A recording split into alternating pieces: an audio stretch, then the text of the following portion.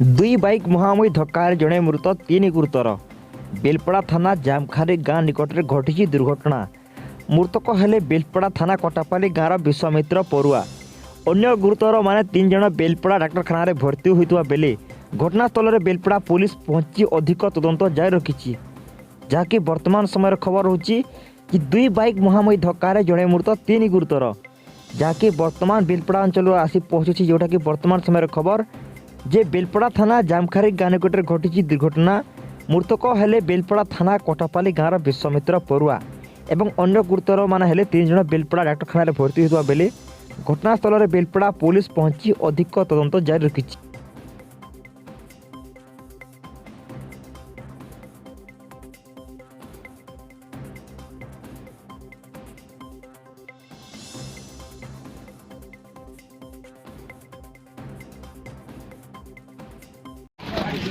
ग्राम कटापाली मोर नागरीधारी पड़ो।